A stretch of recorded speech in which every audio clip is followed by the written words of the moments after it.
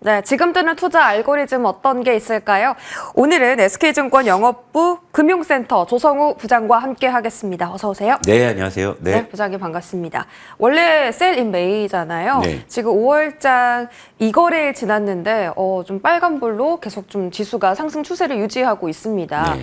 저희가 연준도 모르는 시장 우리는 어떻게 좀 대응을 할까를 이 중심 주제로 정해봤고요. 일단 키워드 알아보기 전에 시장에 대한 질문 먼저 드려보죠. 연준이 꽤 매파적인 발언을 했습니다. 관세 영향 우리도 모르겠다. 그러면 보통은 이제 이런 발언이 나오면 지수가 떨어지기 마련인데 굉장히 방어적으로 지수가 잘 버텨주고 있잖아요.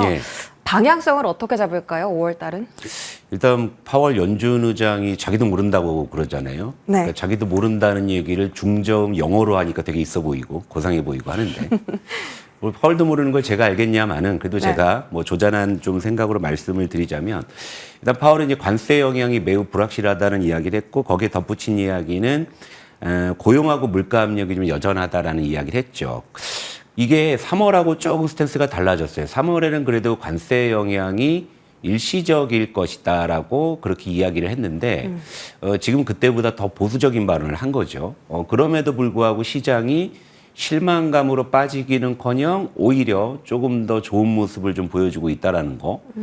여러분들께서도 의아하시겠지만 이미 우리가 지난달에 겪었던 그 극악무도한 변동성이 이미 이제 관세로서 우리 시장이 맞닥뜨릴 수 있는 최악의 구간까지를 일단 보내놓고 돌아오는 구간이기 때문에 여기서 이제 더 나빠지니까 시장의 측면에서죠. 뭐 지표나 뭐 물가나 이런 부분들은 또 우리가 여전히 좀 계속 체크해야 될 불확실성이지만 시장 참여자들이 바라보는 그 가격에서의 관점은 아무리 시장이 불확실성이 앞으로 진행이 된다 하더라도 우리가 4월에 봤던 그런 극악무도한 급락의 폭락의 그 저점을 다시 볼 가능성은 그렇게 높지 않다라는 시장 참여자들의 그런 심리.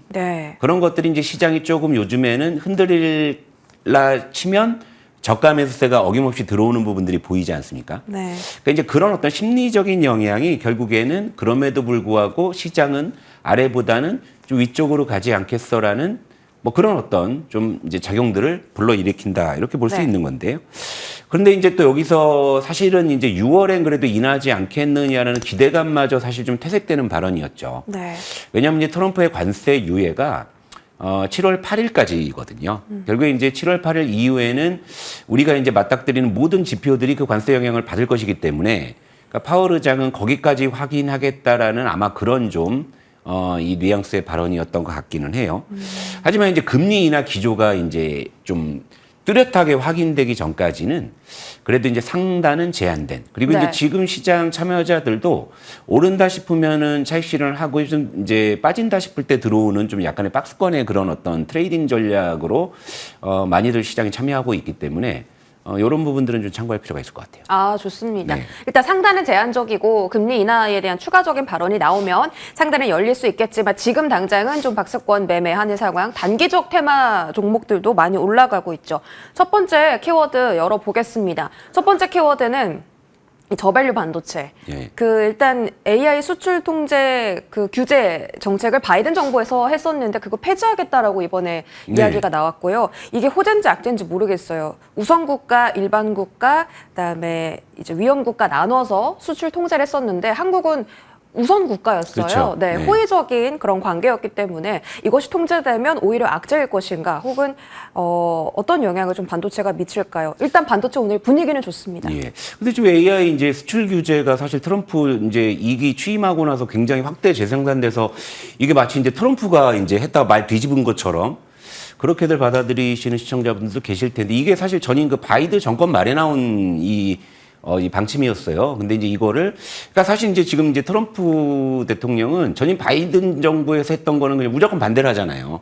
그러니까 이것도 좀 일관성의 문제가 있죠. 그동안은 뭐 이제 반도체 뭐 관세 이야기도 했고 또 상대국 뭐 중국에 대한 뭐 수출 통제 이야기도 계속 해왔는데 갑자기 뭐 규제를 또 철폐한다고 하니까 이건 또 이제 반대를 위한 반대. 그러니까 트럼프의 어떤 좀 정책이나 행보에 일관성이 없다라는 걸 또 확인시켜주는 그런 내용 같기도 한데 하지만 표면적으로 본다면은 우리나라는 이제 동맹국, 파트너국 요 이제 그 카테고리에 포함이 됐고 있기 때문에 제한이 이제 없어지는 거죠. 이제 그런 부분에 대해서 오늘 반도체 섹터가 좀 안도하는 그런 모습이에요. 사실은 반도체 섹터가 우리나라뿐만이 아니라 미국도 마찬가지였고요.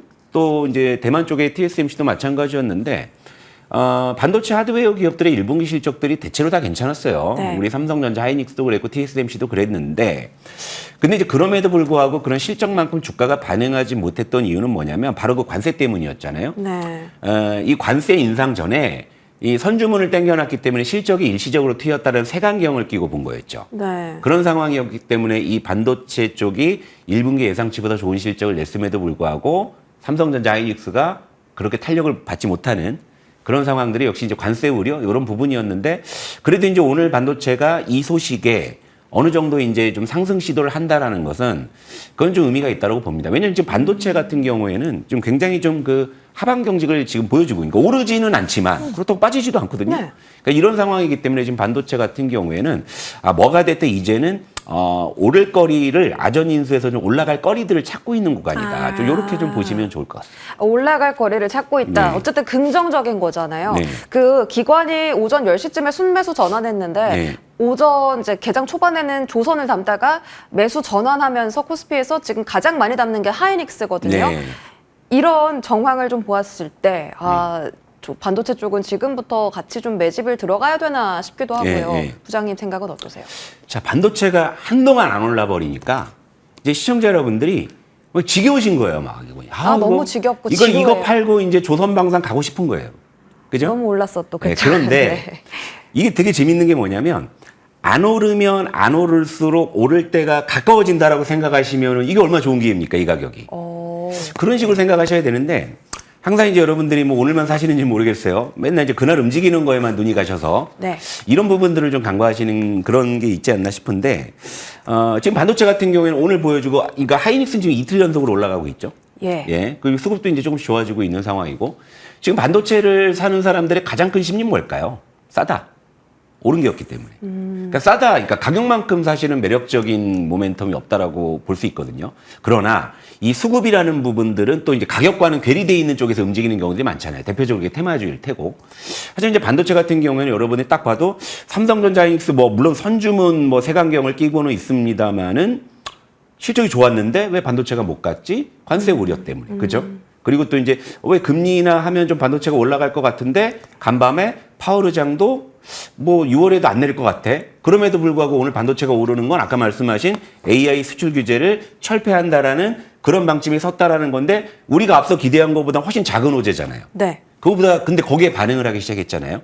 그렇다면은 지금까지 안 올랐기 때문에 이제 조만간 오르겠지라는 관점에서 반도체를 바라보신다면 저는 분명히 좀 반도체 쪽은 이제는 뭐 적극적으로 좀 사야 될 그럴 때가 아닌가 이런 것이고요. 그리고 물론 이제 뭐 미국에서는 이제 금리를 동결하고 다음 달도 좀 동결할 것 같은데 우리나라 같은 경우에 이제 5월 금통위에서 금리 인하가 유력한 상황이고 그리고 아시다시피 이제 우리 지금 대선이 이제 6월 초에 끝나게 되면 신정부가 출범을 하잖아요. 예. 그러니까 분명 기대 요인은 있는 상황인 거죠. 그러니까 그런 기대 요인까지 고려한다면은요.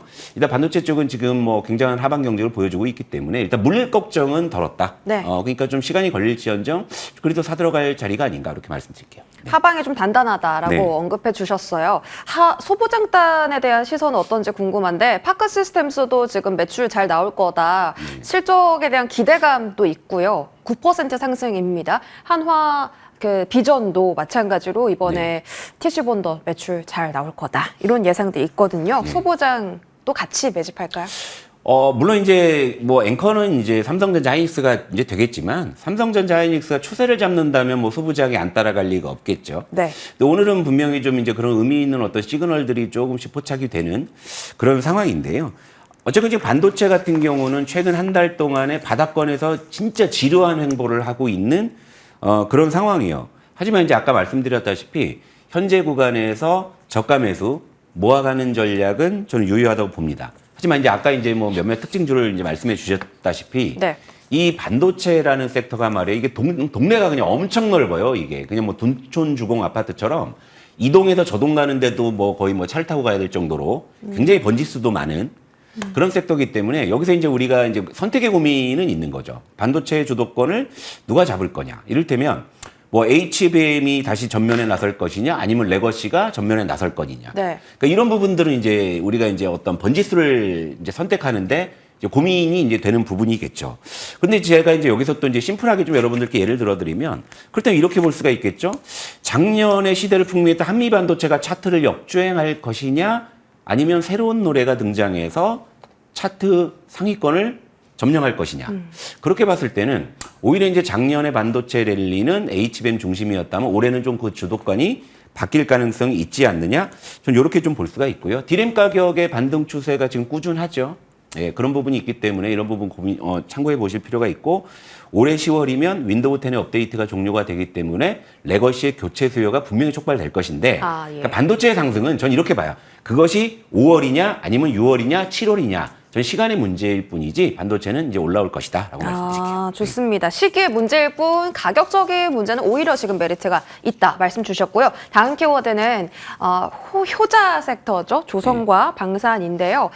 이것은 이제 조성우 부장님의 포지션은 늘 비싸다였습니다. 지금도 그렇습니까? 예, 지금도 비싸고요. 트럼프 관세 우려 완화 전까지는 이 내러티브는 유효하다라고 말씀을 드리겠습니다. 네. 그러니까 예를 들면 단타를 친다, 지금 당장 뭐 들어간다, 뭐 이런 부분까지는 괜찮을 수 있겠습니다만 언제까지 갈 것이냐에 대해서는 이제 조금씩 저는 조금 보수적인 말씀을 드리려고 하는 것이고요.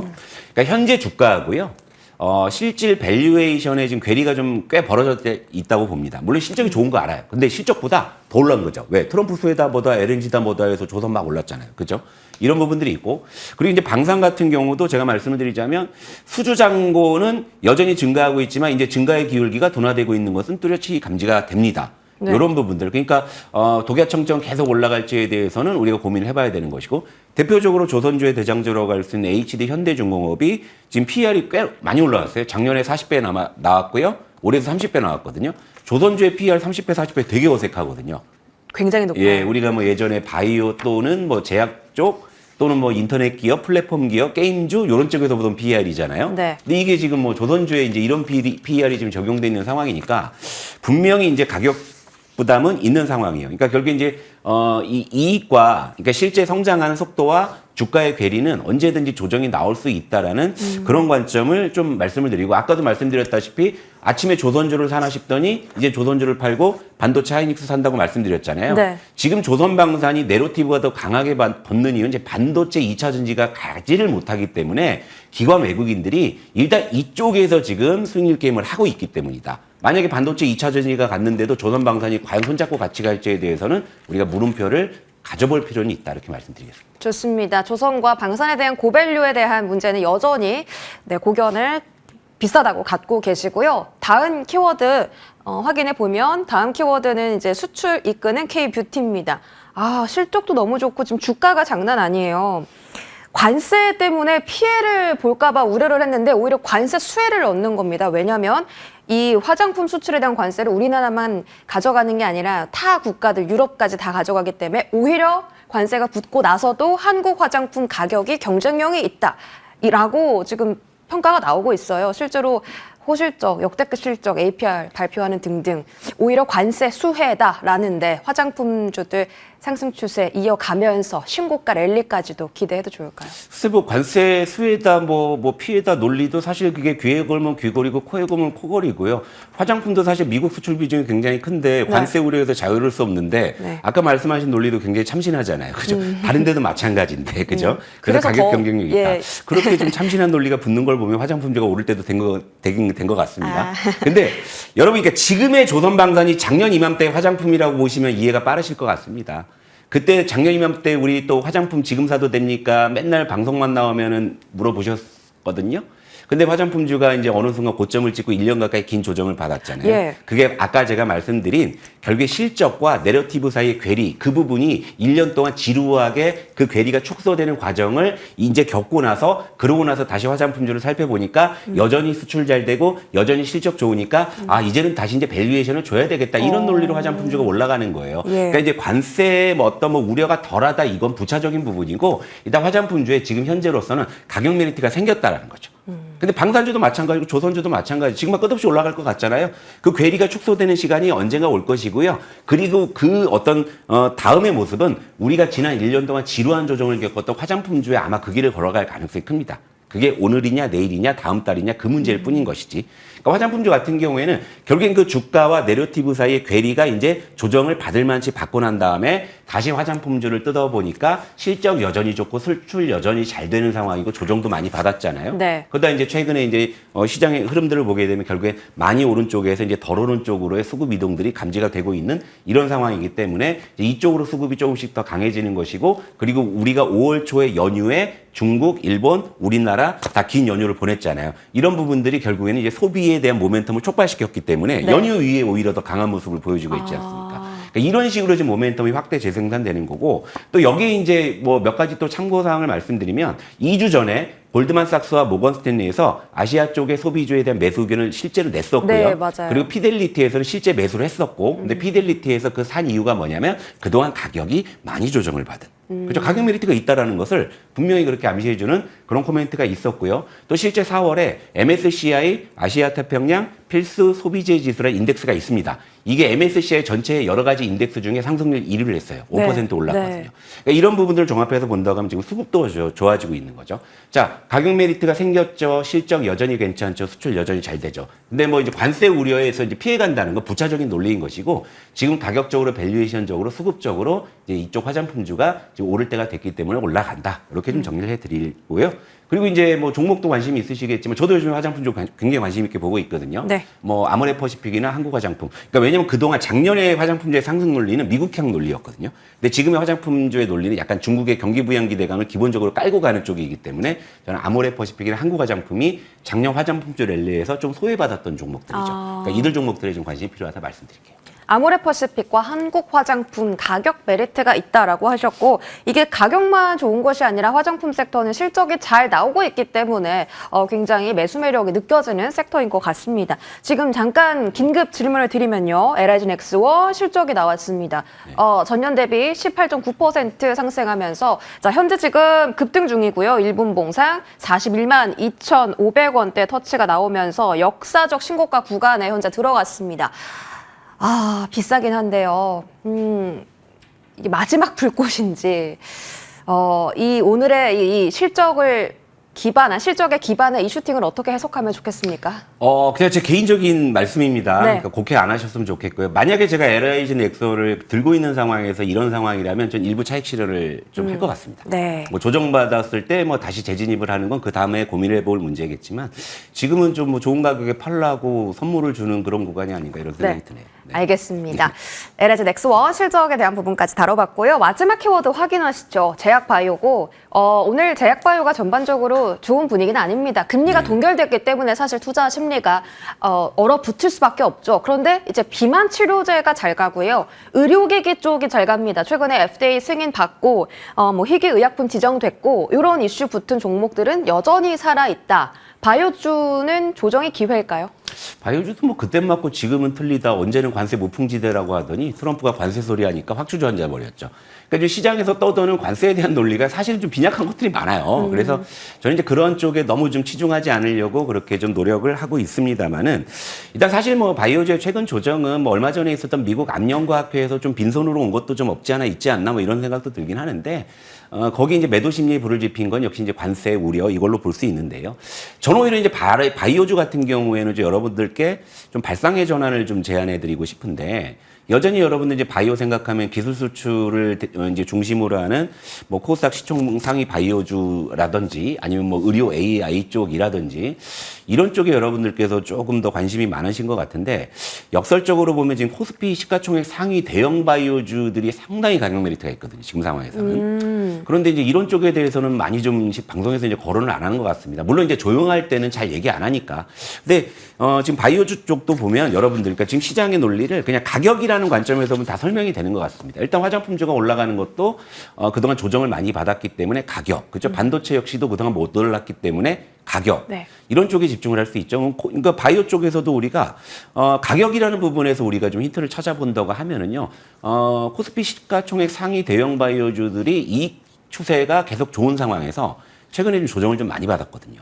이런 상황이기 때문에 오히려 발상의 전환을 좀 바이오주 쪽은 이제 코스피 대형 바이오주 쪽으로 좀 이동해 보시면 어떨까? 삼성 바이오로직스. 그것도 괜찮지만 탑픽은 한미약품이요. 왜냐하면 한미약품은 모멘텀이 되게 많았거든요. 뭐 비만 치료제 이슈도 있었고 했었는데 경영권 분쟁 때문에 사실은 주가가 가지를 못했던 맞아요. 건데 네. 최근에 이제 전문 경영인 체제로 전환이 되고 실적이 잘 나온 상황에서 경영권 분쟁이 이제 마무리되는 국면이기 때문에 지금 상황에서 한미약품 같은 경우에는 그 좀 응어리를 풀 수 있는 좀 분노의 랠리도 좀 기대해 본다. 네. 그런 관점에서 대형 코스피 바이오주 쪽에서는 한미약품을 좀 관심주로 말씀드리고 물러가도록 하겠습니다. 알겠습니다. SK증권 영업부 조성우 부장과 함께했습니다. 고맙습니다.